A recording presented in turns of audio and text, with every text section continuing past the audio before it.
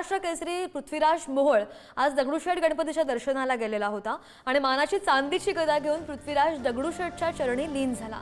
पृथ्वीराज मोहोळच्या हस्ते दगडूशेठ गणपतीची आरती सुद्धा करण्यात आली आणि काल महेंद्र गायकवाडला चितपट करून पृथ्वीराजने बाजी मारली आणि आज दरम्यान त्यांनी माध्यमांची प्रतिक्रिया सुद्धा दिलेली आहे। पृथ्वीराज मोहोळ दगडूशेठ गणपतीच्या दर्शनाला पोहोचला, त्याने गणपती बाप्पाची आरती सुद्धा केली आहे। पृथ्वीराज मोहोळ हा 67वा महाराष्ट्र केसरी ठरलेला आहे आणि माध्यमांना प्रतिक्रिया देताना त्याला भारत केसरी व्हायचं स्वप्न आहे अशी सुद्धा इच्छा त्याने बोलून दाखवली आहे। कुस्ती झाली तेव्हा विजयानंतरची पहिली प्रतिक्रिया काय होती, मनात काय आलं होतं?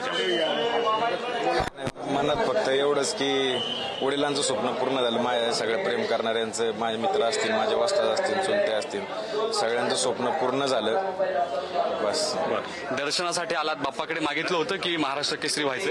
हो नक्कीच, बाप्पा बशीच मोठा झालेलो आहे मी, कारण का पहिली गोष्ट झाल्या बसणं मी बाप्पांकडेच येतो, आता बाप्पांकडे आलोय पहिली गादा घेऊन, तर इथून पुढे घरी जाईल। विजयात कोणाचा वाटा समजता, कोणामुळे हे शक्य झालं असं वाटतं? असं मेहनत तर भरपूर केली होती, सगळेच माझ्या पाठीशी होते, वडील असतील, चुलते असतील, सगळ्यांनी मला भरपूर हे केलं, वस्ताच असतील, माझे पोचे असतील। पुढचं स्वप्न काय, आता काय ठरवलंय, पुढचं कसं असणार आहे तुमची वाटचाल?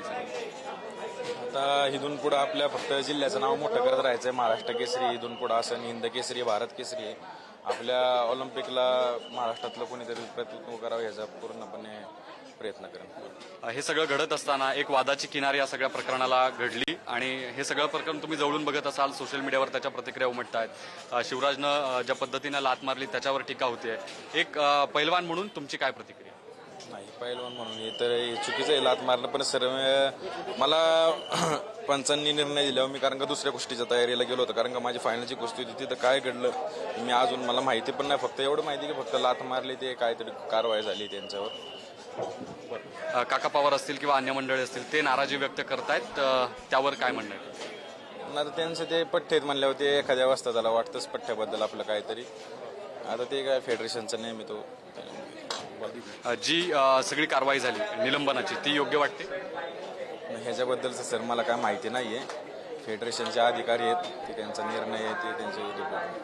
धन्यवाद पुढारीशी बातचीत केल्याबद्दल। व्हिडिओ जर्नलिस्ट संपत मोरे समेत ज्ञानेश्वर पुढारी न्यूज पुणे।